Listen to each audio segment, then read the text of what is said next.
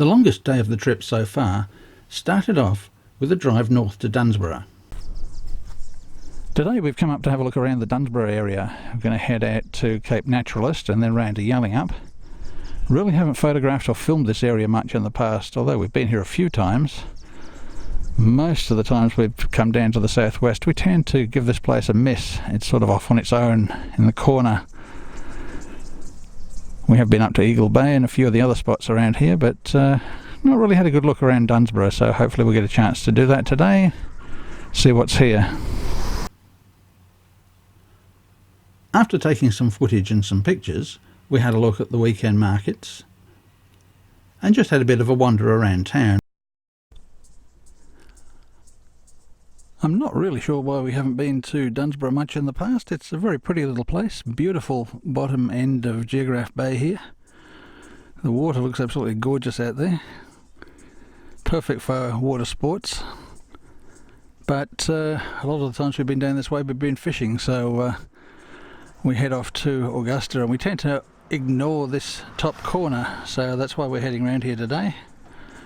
Now we're off to the Cape Naturaliste Lighthouse, and after that heading down to Yallingup. And strangely enough, the coaster we're travelling around in now came from Yallingup. The original owner who converted it and did the beautiful work getting it all put together, he came from Yallingup, which is why we've got a Bustleton number plate. We look more or less like a local when we're travelling around these areas.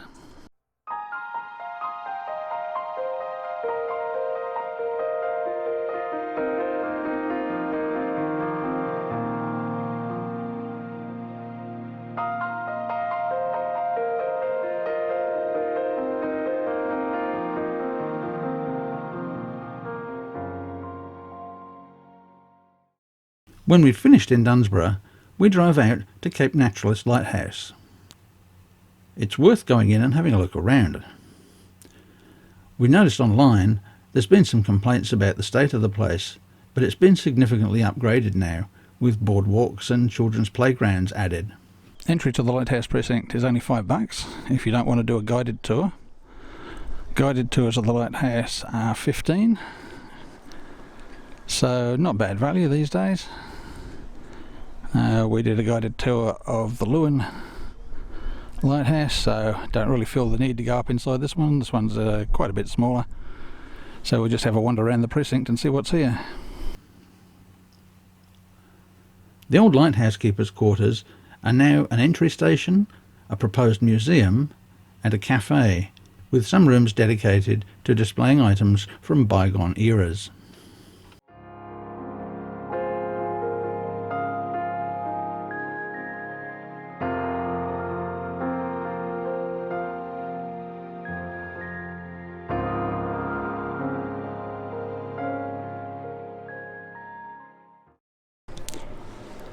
In the cafe you'll find some spare rooms that have been done up in period style. May not be quite what the lighthouse keepers experienced, but interesting to have a look at anyway.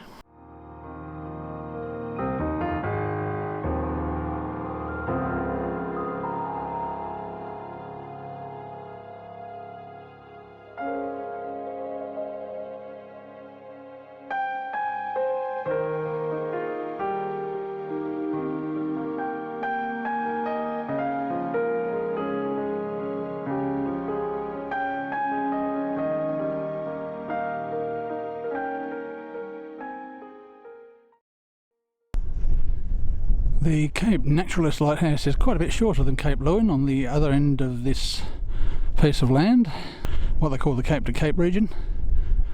This one is actually set up on quite a high headland, so they didn't need to build the actual structure as tall as the one down at Lewin.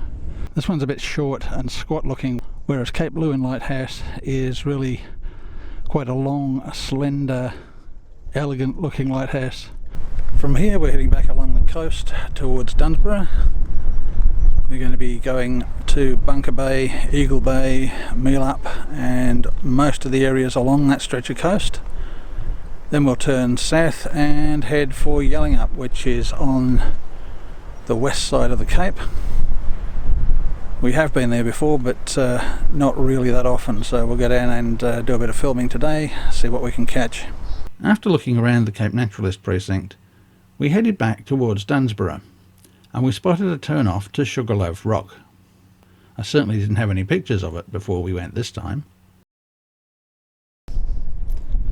One of the many places along this coast we haven't been to before is called Sugarloaf.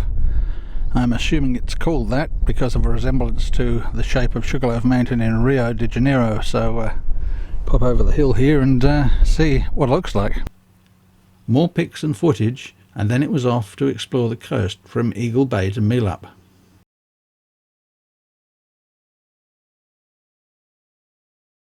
This is a very scenic area indeed. We've travelled this route before, and on one occasion we stopped on a 40-degree day to have a swim at Eagle Bay. The cool, beautiful, clear blue water there was just amazing, and it looked every bit as good this time, but unfortunately we just didn't have the time to stop and enjoy it. Meelup is a stunning drive, even though it's actually quite short. There's some very beautiful scenery along the coast here.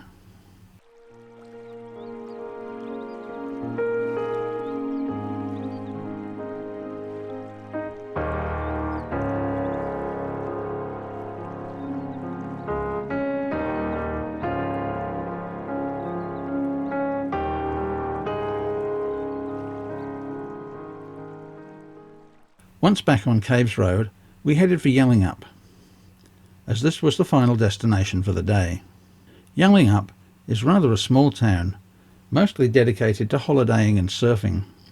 Even though the surf was completely blown out the day we were there, the strong wind had encouraged the kite surfers to come out, and they were making the most of the conditions.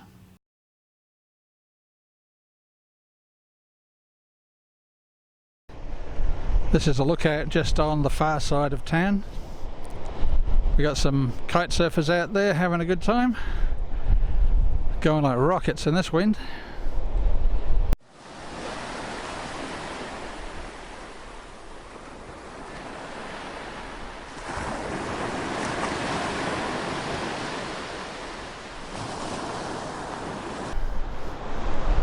Yallingup is just back over the bushes here.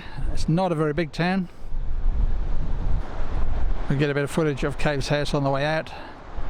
There's an old hall, we'll stop and have a quick look at that before we start the trek back to the campsite. We're probably only about 40-50 k's from camp here. This will be our longest single day journey.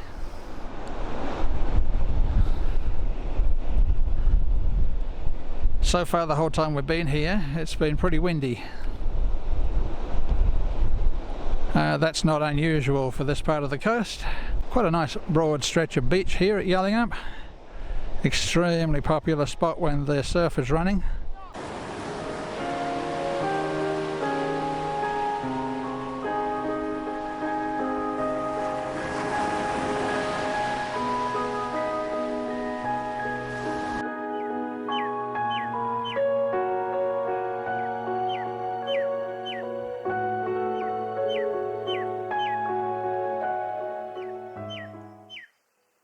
The trees will give you a pretty good idea of what the prevailing wind is like here. Something like the leaning trees up at Geraldton.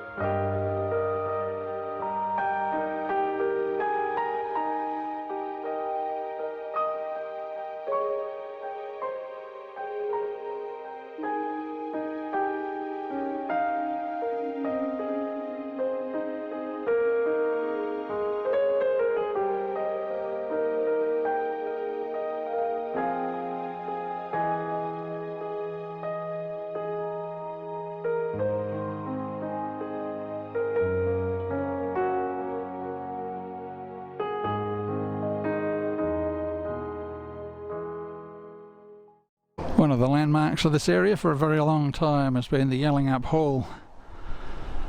seen it quite a bit, driven past it a few times, but never stopped to take any footage before. Been here since 1920 apparently, so aging pretty well. Looks like they're looking after it, which is great to see.